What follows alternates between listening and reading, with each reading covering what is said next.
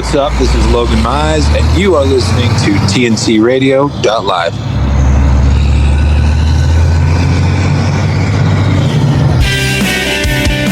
Truckers Life Radio from TFC Global with your host, Ron Frazier, every Monday night at 9 p.m. Eastern Time. On the show, Ron interviews guests to help inform professional drivers just like you about the importance of things like human trafficking to sex addiction to how to overcome the impossible odds on the way to success. Every Monday night at 9 p.m. Eastern.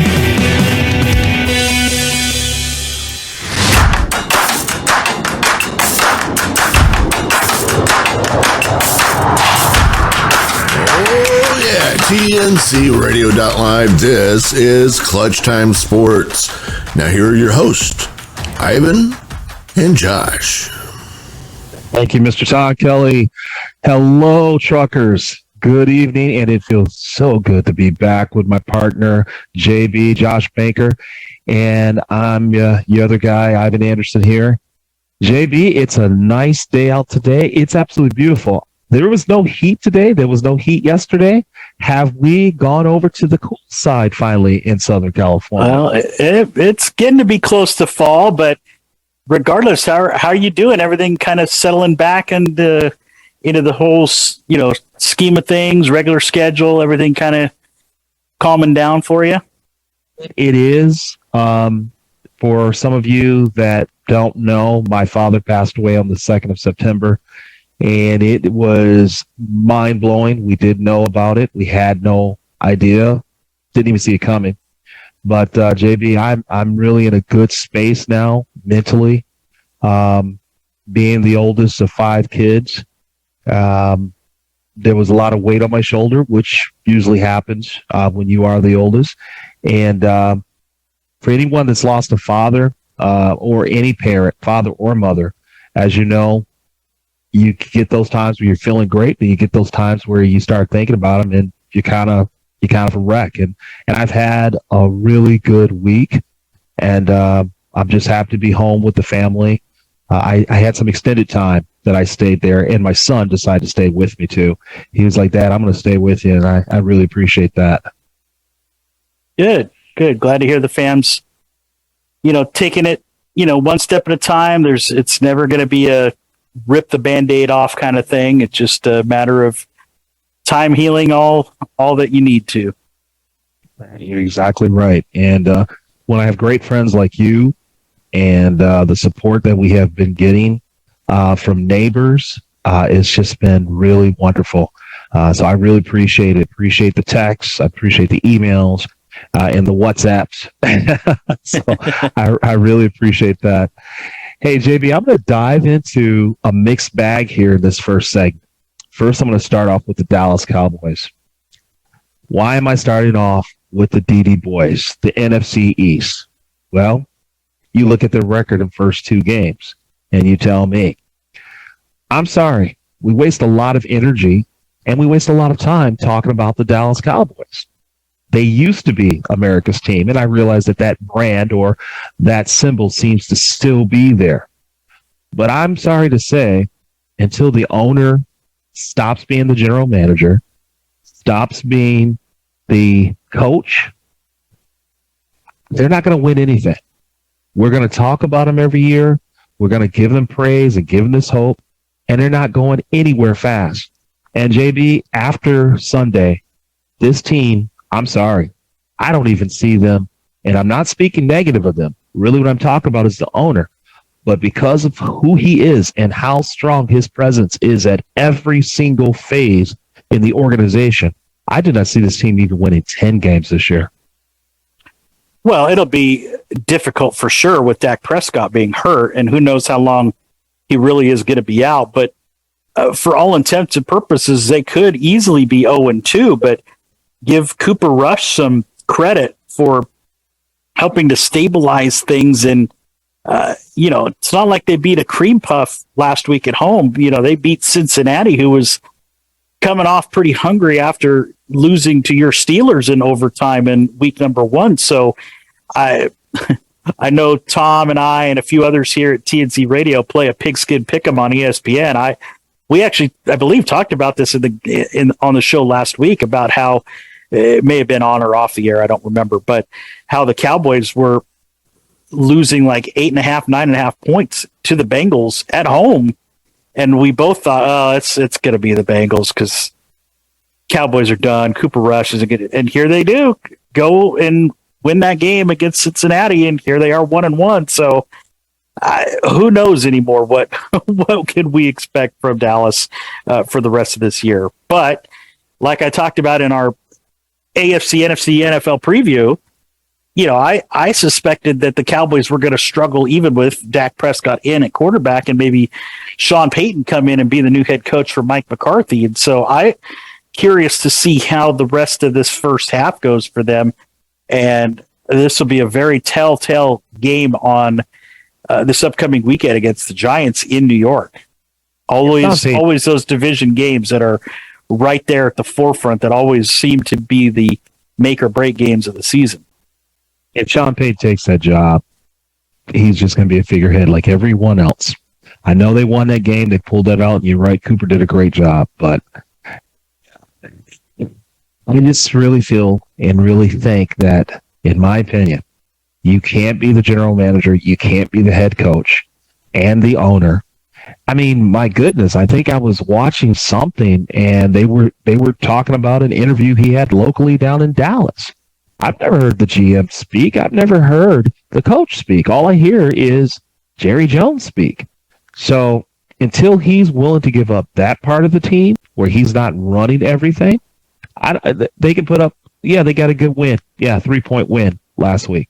But I don't see them winning 10 games on the season. Not at all. Not at all. Well, and if they go, let's say 9-8, that still may be enough to get them in the playoffs, but jury's still out. I mean, the loss that they had in week 1 at home against Tampa with Prescott healthy, I mean, Tampa's a great team. So, I mean, it's not like Dallas was expected to blow away the Buccaneers by any stretch of the imagination, but it's always going to be interesting until you get a month into the season how everything is a react or overreact sort of vibe with everything in the NFL. I mean, are the Eagles really that good in their division at 2-0? Maybe. Yes, they are. Maybe. Yeah. Jalen Hurts is pretty darn good.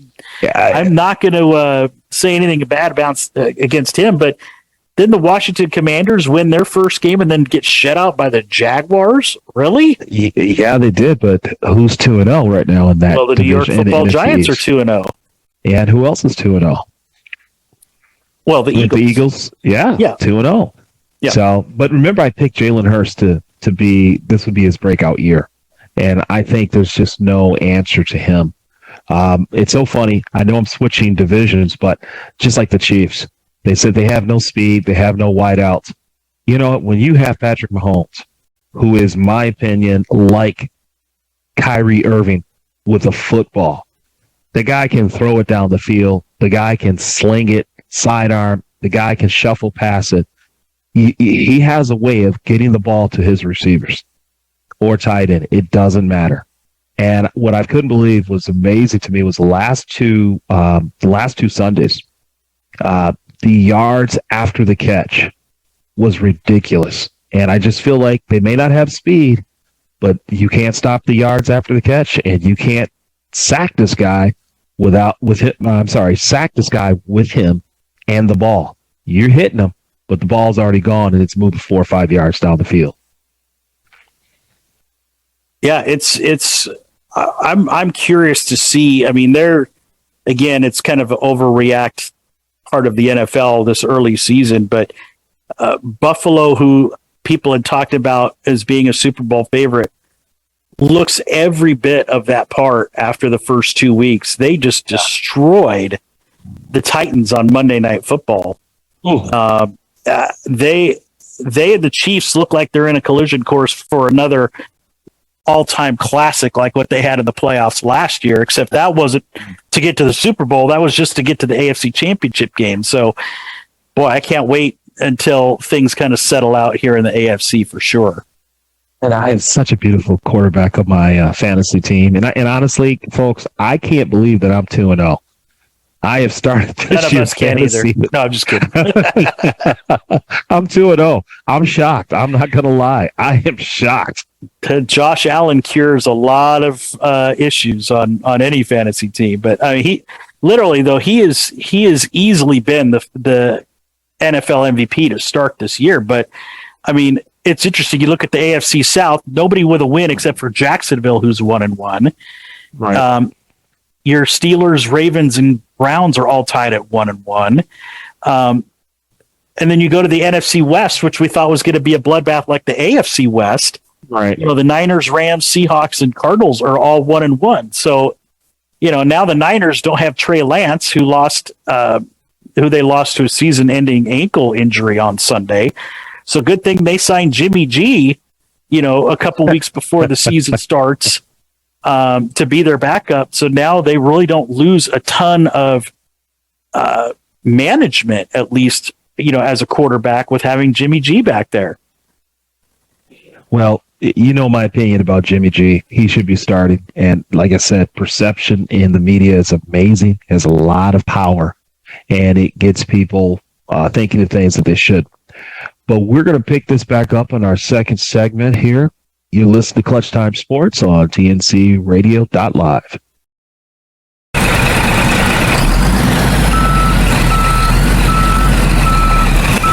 I'm Ron Samuels. We put it in reverse gear so you can enjoy the history of popular music and hear the soundtrack of life Wednesdays at 8 Eastern and 7 Central, right after the train station on TNCRadio.LIVE.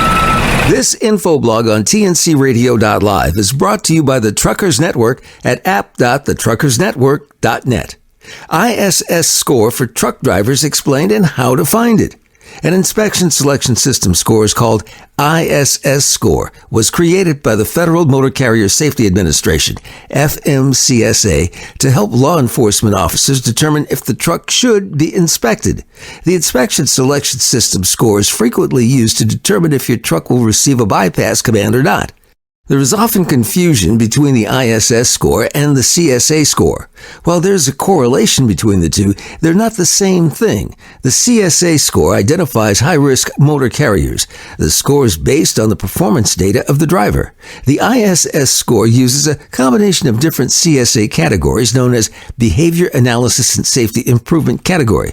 That's basics for short, to determine the carrier's overall inspection rating from 0 to 100. Similar to the CSA score, the lower, the better.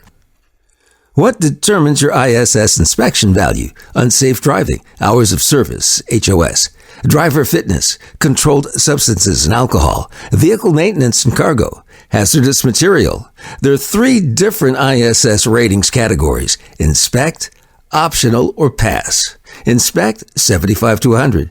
Optional, 50 to 74. Pass, 1 to 49. ISS scores can determine how often you'll get inspected. Although some roadside inspections are at random times, most will be as a result of a higher ISS score.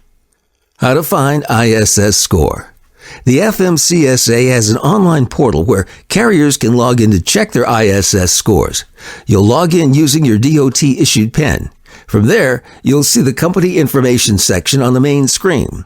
Next, click the blue button labeled Inspection Selection System Info.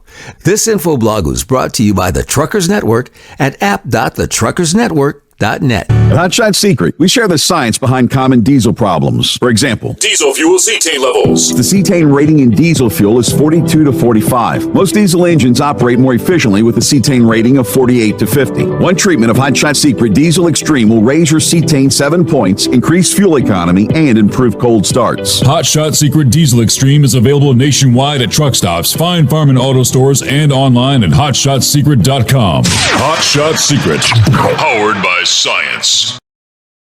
A full physical yesterday, requirement by my insurance company, and the doctor was like, "Wow, you're doing good." So I was glad. I was very happy to hear that. Well, good. Yeah. Lost some weight. Blood looked good. So, yeah, all good. Yeah, fantastic. I also had a doctor appointment yesterday and went in and, it was one of those appointments, bend over and cough and all that kind of stuff. Worst dentist ever, I'm telling you.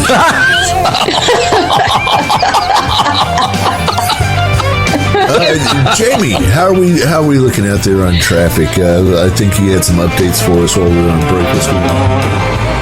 For the latest in traffic, weather, and information, catch the Morning Grind weekdays on TNCRadio.LIVE. Could sense the presence of a great Shakespearean actor. It was evident in his bearing, his visage, and his gaze.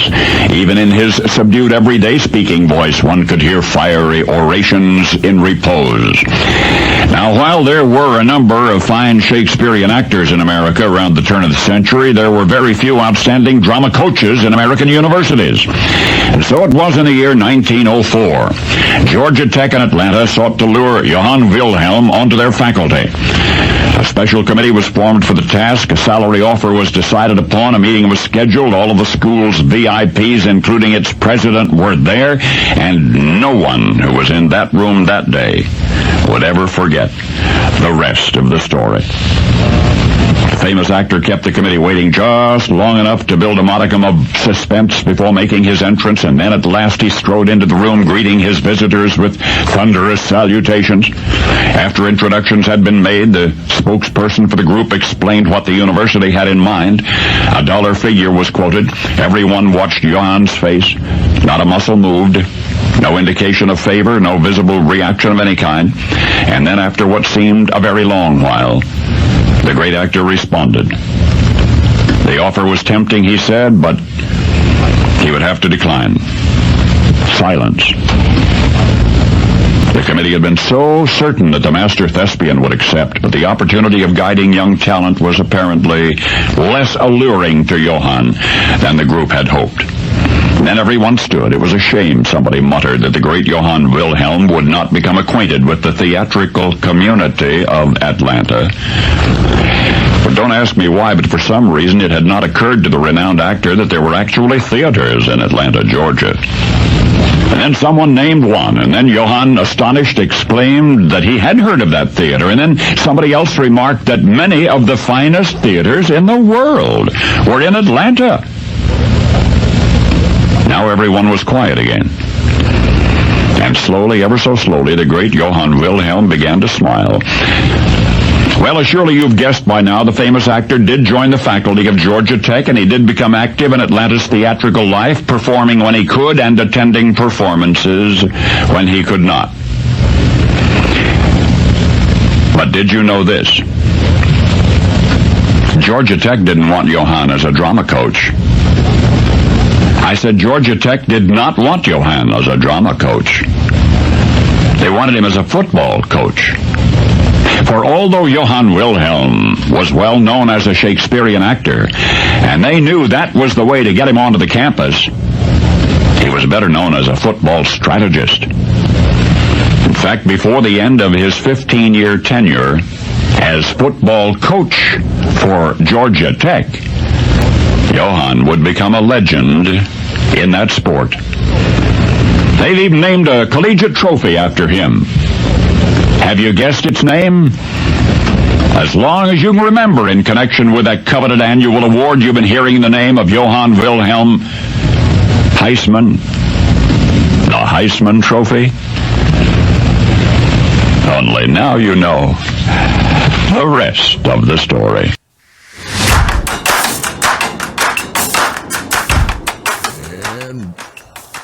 And welcome back in TNCRadio.LIVE. This is Clutch Time Sports. Well, thank you so much, Tom. That was awesome, JB. A great thespian he is, or was, I should say. That was really cool. JB, do you know, by any chance, and I know this is cold, but do you know by any chance the other Shakespearean teacher, professor, not in football, but coached in professional sports? Bo Schembechler. Everybody knows Bo. No, and I'm not going to give you more than that one guess. It was Bear Bryant. Oh, come on now. Are you serious?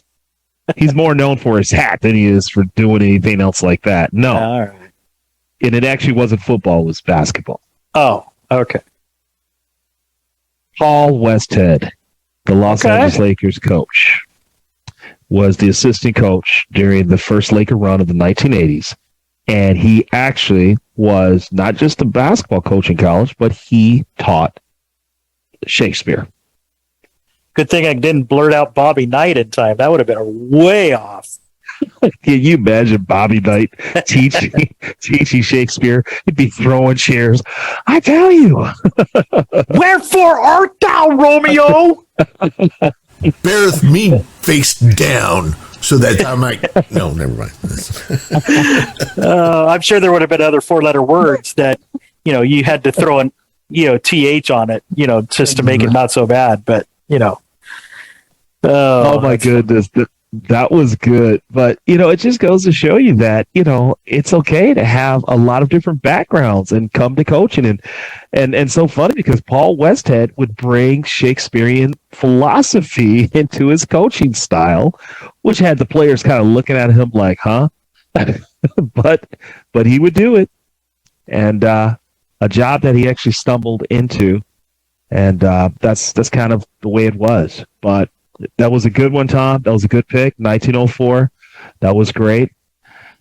But I have to get back to some football, and I'm not talking professional football. I'm going to segue into a little bit of college football. And, JB, I do have to talk about Appalachian State.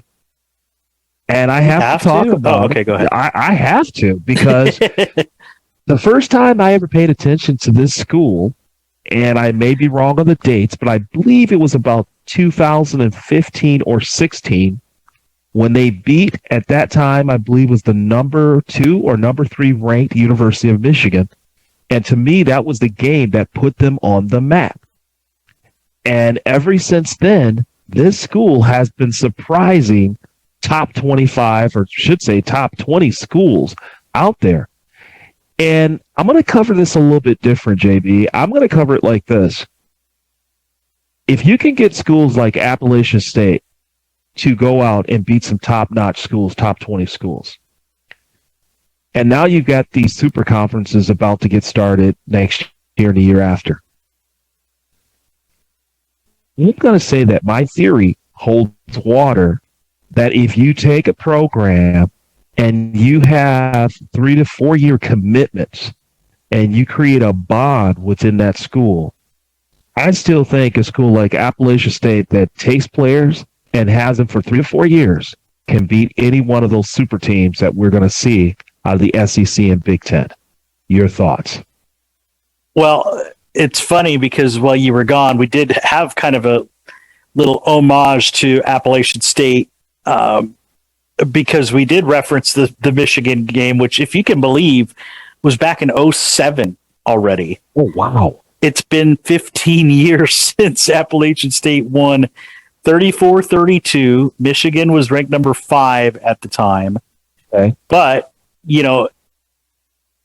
this is why you play the games on the field. It doesn't, you play to win the game, Herm Edwards, once so graciously said.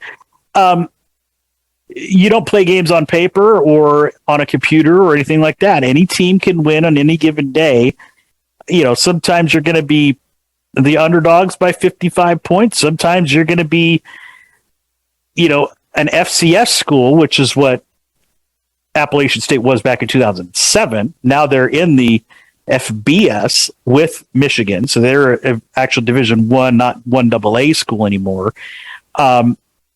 But it just goes to show you, if you're not paying attention, you're not, fundamentally sound, anytime, anywhere, any team is liable to be beaten. That is the glorious thing about college football that I like, unlike what I get in the pros. The professional game is set up and it's structurally designed differently. The field is narrow, it's longer. It's It has hash marks to balance the field, so your hash marks are right in the middle of the field. Although the college hash marks have been brought in, they used to be much wider, giving you less side to operate on, but they've kind of centralized them a little bit better. And because of the rules, no one has to touch you when you fall. You fall, that's it. Game over, you're down. And there's a lot of things that, that you get to play in college football. You get to play for the love of the game. Of course, they would say, well, now that the NIL is there, you're not really playing for the love of the game. I still say you are, because that NIL is not going to apply to all, football players or basketball players. But I think when you take a school like Appalachian State, it really supports my theory that the best way that these teams are going to compete against the new super conferences that are coming is simply by honing in, getting 3- and 4-year recruits. And I'm going to segue into basketball a little bit. Virginia did it. Florida did it when they had about 4 players. I can't think of their name right now. Some of them played for Chicago, and that's when Florida went back-to-back in championships, but they had juniors and seniors. I think we're going to have the separation where those 2 big teams are going to take off, and you're going to have to be a coach that's going to coach a team and get 3 or 4-year commitments to actually win something.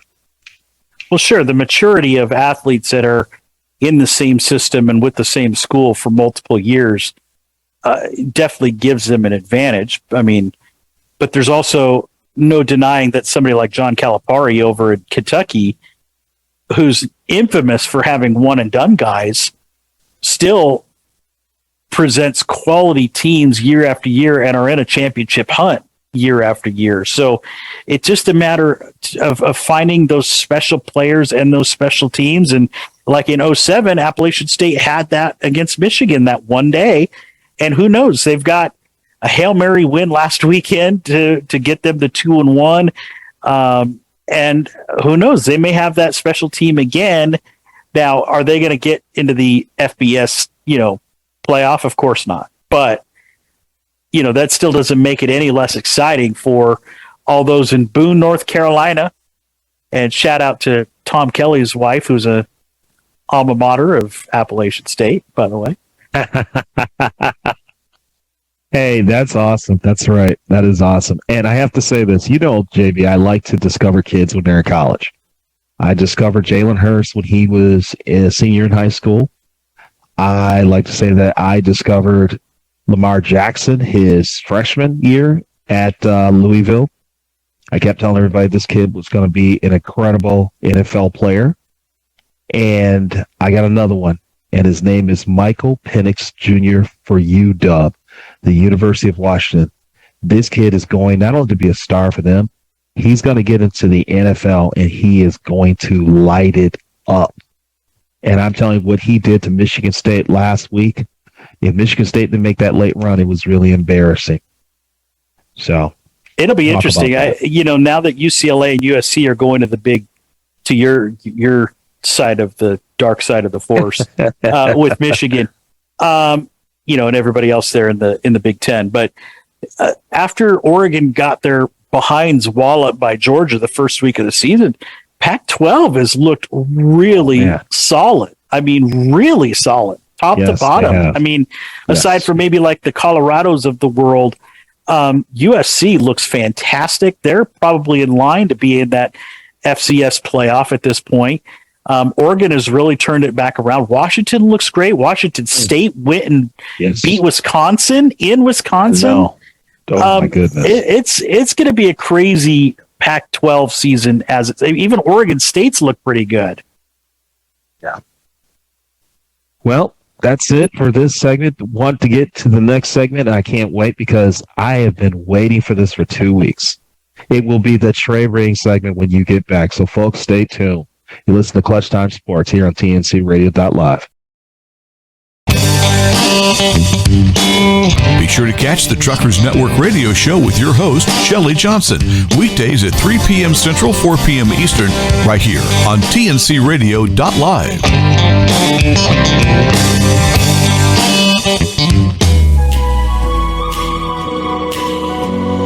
Hi, I'm Dr. Christopher Cortman. And now for the Mental Health Minute. I promised you in part one of this video that we'd talk a little bit more about enabling versus helping. Let's pretend that you have a son, and this son has a wife and 2 kids, and he's working 2 full-time jobs, and sometimes has a 3rd gig whenever he can. And you say to the son, I'd like to help you get in your first house. So I'll tell you what I'm going to do. I'm going to match every dollar you can come up with, and together we'll put a down payment for you on a new house. Are you helping or enabling? Most people would say helping. He's doing everything he possibly can. But you also have a daughter. She's in her 5th semester of college. She's a freshman. And she's kind of taking her sweet time dropping classes. And she's only compiled about 12 credits thus far.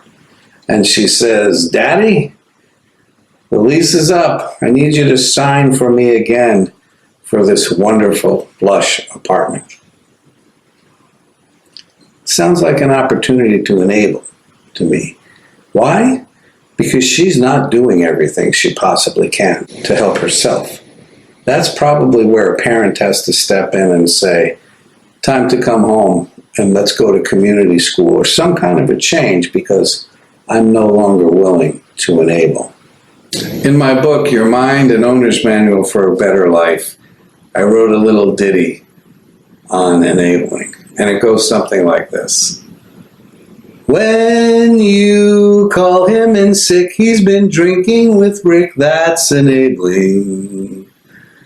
When she's living for thrills, you've been paying her bills, that's enabling. I know what you're thinking, keep your day job, Cortman. But here's the thing. Help people as long as they're doing everything they can to help themselves. Otherwise, stay out of the way and let them do what they can to help themselves.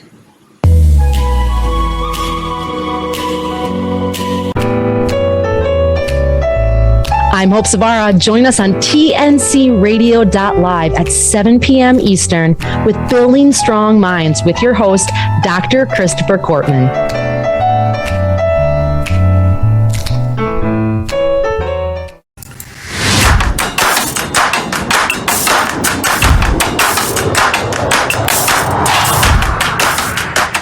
Welcome back in to TNCRadio.LIVE, broadcasting live from Houston, Texas. You just had to say that. Mr. Kelly just had to say that, knowing that his team has got a 10-game lead on my New York Yankees, but that's okay. I can live with that. Well, it is our third segment, and it's that time of the day. That's right. You heard me. That time of the day. And you know why? Because in the last 4 years, we done won Trey Rings. I know you missed this, Ivan. I'm, if you would have actually called me last week and said, I need a little pick me up, would you read me last week's Trey Rangs? I could have done that for you. I'd have been there for you. So just so you know, Trey Rangs is always, although I'm not going to lie, I was a little, I don't want to say ill-prepared because that's not the right word. I was behind on preparations this week because I've actually been out of town since Sunday and got back into town about 2 hours before the show and hadn't written anything down yet as to what I wanted to talk about for Trey Rangs. But hey, your boy came through. No worries. Clutch time. It's what the show is. So coming in the clutch. So here's Rang number 1 for you, Mr. Anderson, and to all of you beautiful listeners out there.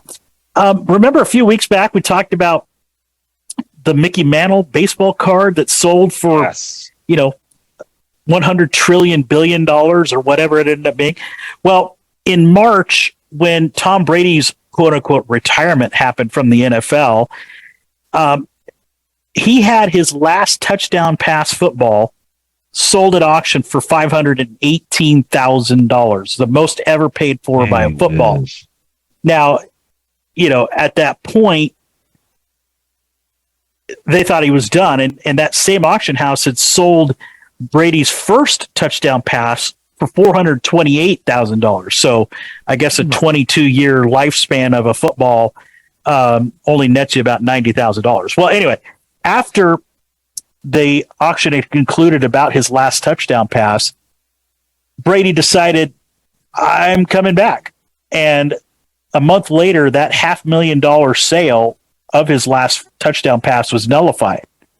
So on Saturday, ahead of their Week 2 game against Tampa Bay and New Orleans that just happened, that same football was sold again with a caveat from that auction house that said, the perspective has changed, but this remains a magnificent piece nonetheless.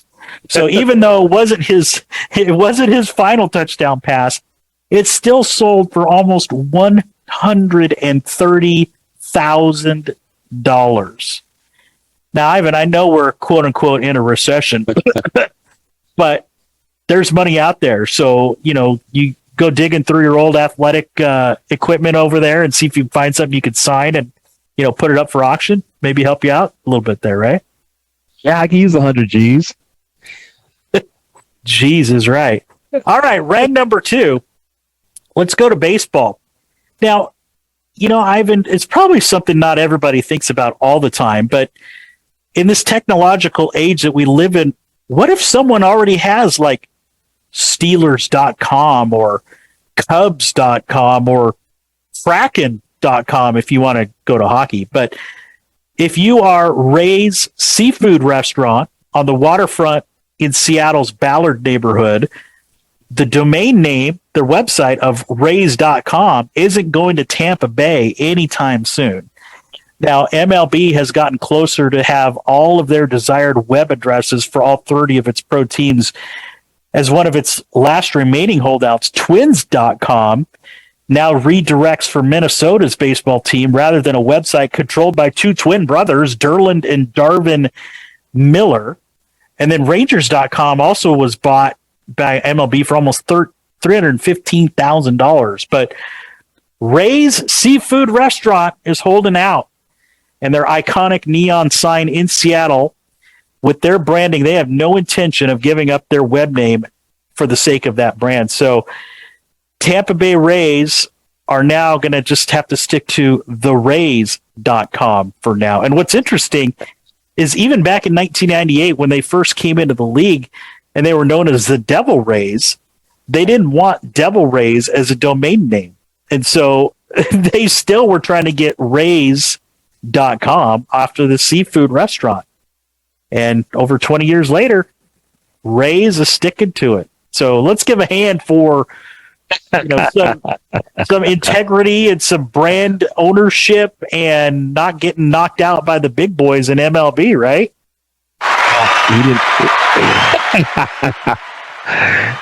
Need to make it off for more money. The question is, what is that number? Probably more than they're willing to pay. Yeah. You wait for Ray. If you're Rays, you wait until you're getting towards bankruptcy and give MLB a call at that point. If you're apparently the pandemic didn't slow them down enough to where they needed to cut down or anything, or were desperate enough to call MLB. But anyway, rank number 3, Ivan. I don't know if you've seen this. This is the best story of the week.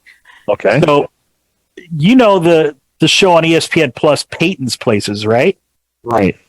Well, Eli has an Eli's Places as well. And I encourage everybody that can to go on to ESPN.com.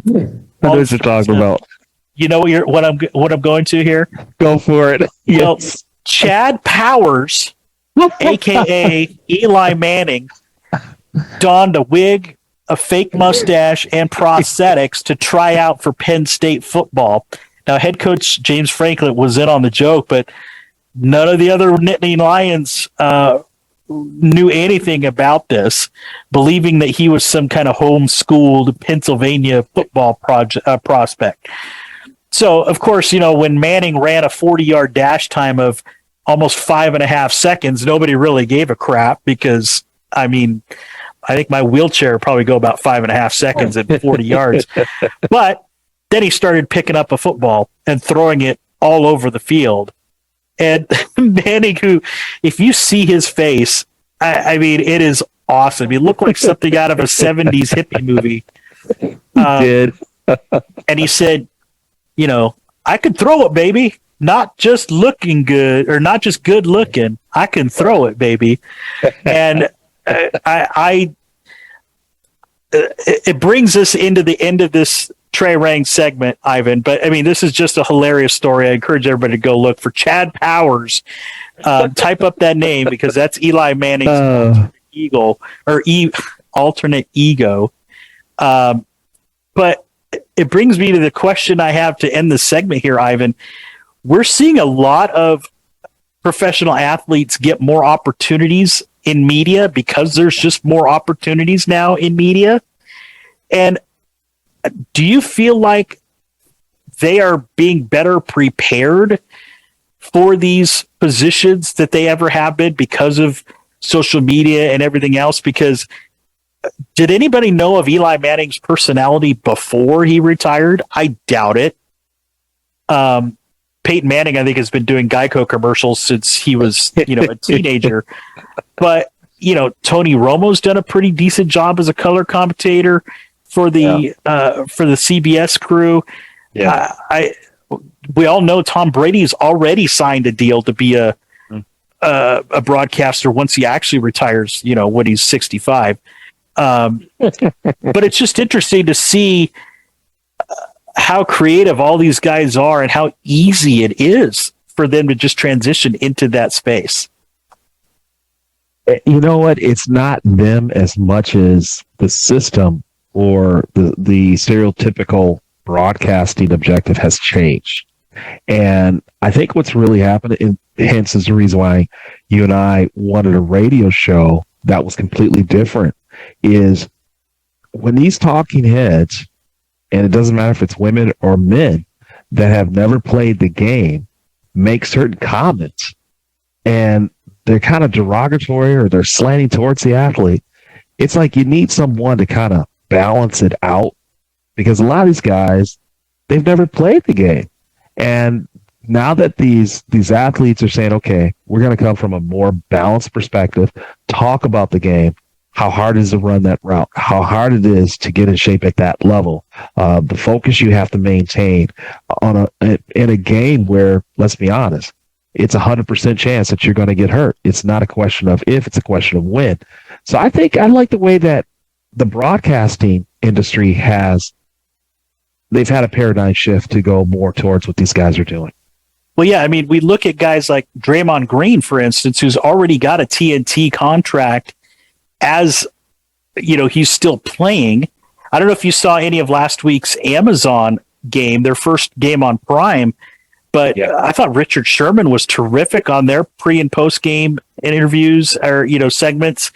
Tony Gonzalez was there, but he's been a longtime staple of this too. But it is amazing to see, now that there are more outlets for these athletes out there, you're seeing really the traditional play-by-play guys who may or may not have been athletes in the past or professional players, almost always now having some sort of professional player as a color commentator.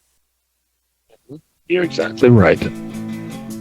All right, we got one more segment left. We'll be back after this short break. You're listening to Clutch Time Sports here on TNC Radio. Rodeo Podcast and the Gig Economy Podcast come together for news, talk, music, stories, laughs, and more.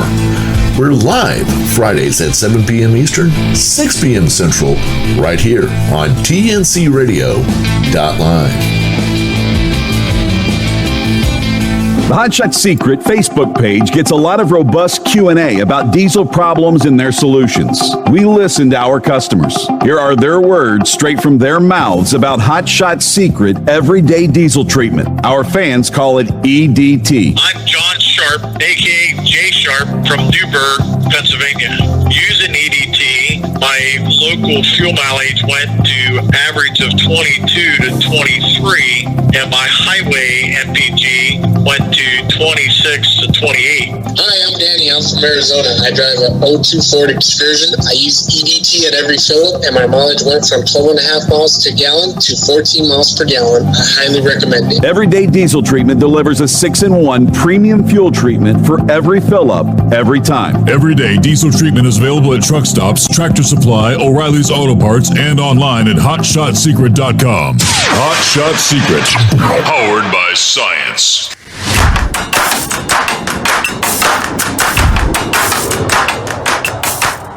Welcome back, everybody. Josh Banker alongside Ivan Anderson, Clutch Time Sports. Check us out, Twitter and Instagram at Clutch Time TNC. Hey, Ivan, I know we wanted to pick up on the topic we were just finishing our last segment with, but the Yankees have scored 8 runs in the bottom of the 8th inning of this game, and it has nothing to do with Aaron Judge. I'm sorry. It's okay. You know what? I don't need him to, but I just need him to pick up that W. Gleyber Torres has 2 home runs in the inning and has 4 RBIs of the 8. So, wow, that's they're putting a hurting on the Pirates. But then again, everybody has put a hurting on the Pirates. There's plenty of games left in the season. I mean, the thing is, I think to Mr. Tom Kelly that the Houston Astros have peaked too soon. I mean, they've got 98 wins. Where do they go from here? We'll see. Right. Okay. We knew we'd bring Mr. Kelly out for that one. And by the way, you could almost say the same thing for the Dodgers, perhaps. Yeah. But I know we wanted to talk a little bit more about that broadcasting stuff here, Ivan, but we don't have a ton of time, and I wanted to get to Aaron Judge a little bit more about this. He's got 60, one more would tie Roger Maris for the American League record, also a Yankee, of course. I want to get your perspective of things, because I know you're even amongst yourself, you're admittedly not the biggest baseball guy out there, but if he can get past Maris and hit 62, and he's got 18 more games to do so, does that mean more than what Barry Bonds, Sammy Sosa, and Mark McGwire did? No, it does not. I think I honestly, and like we kind of had this discussion off air. You and I have had this discussion over decades. He will join what I think is the 4 guys to beat Maris's record. And then, of course, there's a lot of asterisks that people bring up on Maris's record. The amount of games he played during that season. There's so many things that they did or didn't do. I think Maris, that record is solid for me, and he joins 1 of 4. And I'll say this, and I will say this till I'm blue in the face. If I'm a thief, JB, okay, and I go and break into a house, and you know that I broke into the house, you know I stole what I stole, and you say nothing, you are an accomplice. You are an accomplished person. You're right there with me. You're just as much trouble, maybe not quite as much as I am, but you're in trouble because you know what I did. And I will say this. I'm sorry. Every single owner knows exactly what was going on during Juice Ball. Every single owner did. And what it was, they just saw the dollars. They were making more money than they've ever made in baseball, and they were not going to let it pass. And that was the 90s to early 2000s. And I'm sorry. If you're going to keep those guys from getting in the hall, then you as the owner should not be in the hall either, because you cannot put it on one person. It was the entire system. Everybody knew. Coaches, owners, GMs, the whole freaking gamut knew, and so did the sports writers. Yeah, and then it took, a big news story really to turn things around to where baseball finally got their act together to implement some sort of PED substance ban and, all that kind of stuff and really start to lock it down. I'm just curious because there is obviously no player in MLB that has the size and stature like Aaron Judge. And at this point, not only is he the league leader in home runs by a large margin, but he could be a Triple Crown winner for the Yankees too if things stay the same. And I actually had this conversation with my dad over the weekend, but the balls that baseball are using right now are being put in humidors in every stadium now. Right. So they're trying to balance, Colorado had always had a humidor because of the altitude and the way the balls flew up there, to try to give pitchers at least a chance in that altitude. But the home runs, like in Arizona, where the ball could travel 1,000,000 miles because how dry and thin the air is down there. Right. The home run balls down there have gone down substantially since they've been in these humidors this season. So I just am curious with the way the MLB has done some differences with the balls, and maybe the lack of pitchers having the sticky stuff on their hands anymore too. Gives the hitters a little bit more advantage again as they had been. But I just think what Aaron Judge has been doing is phenomenal, and it's a story that I think baseball needs right now. They need something that is a national story to give it an attraction back to the eyes and ears of America. I would agree with you, but I think what you talk about, the humidors, that's a form of tampering too. I mean, let's be honest. Care about the atmosphere of the stadium and things like that. You just went out and you slugged the ball. So to me, that's a form of tinkering with the equipment. You just got to mention about pitchers. I mean, pitchers have had Vaseline and shaving down their fingers with sandpaper and all kinds of things. And that's a form of cheating, in my opinion. And look how long it took them to address that. They just started addressing that, this year? A couple of years ago, yeah. Bringing pitchers to the umpires at the end of every inning to check for stuff on their hands. Exactly. So, we tend to put baseball in this situation where it's subjective. If you use creatine or whatever the enhancement was, to me, I don't know. That's a lot of torque on your body. And I put it in the realm of Tiger Woods. Tiger Woods had 5 back surgeries. Why? Because that stance, that position, just wears on your body. Just like a pitcher throwing the ball. It wears on that rotator cuff. It wears on that arm. And hitting a ball wears on that core of the body, back. I think most baseball players wind up getting hip replacement surgery. I mean, hips, that's a lot of torque. Yeah. Well, and they're hitting against balls that are coming 90, 95 miles an hour. It seems like minimum anymore. It'll be interesting because we didn't have you last week, and Tom and I talked about the rule changes that baseball decided to make for next year with the pitch clock now becoming a thing, the bases being increased in size, the shift being banned, and all this different stuff. I hope that baseball, even though they have this national story with Aaron Judge, doesn't get too bogged down with just bureaucracy and these rules and everything that gets changed. Let's just play the game. Let's have fun. Baseball's supposed to be fun. Baseball was never meant to be a fast sport. I'm sorry. I mean, chicks dig the long ball, remember? Yeah, well, it's to me, it's making a natural comeback. And as you can see, people are paying attention to it. Kids are paying attention to it. And I think it was just a process that it was going through. It's back. I'm paying attention to baseball. Well, we've thoroughly enjoyed having you back, Ivan. Glad everything worked out okay. And thank you all for listening tonight. Clutch Time Sports here on TNCRadio.LIVE. This is Josh Banker for Ivan Anderson and Tom Kelly. Good night, everybody. We'll see you next week. Next week.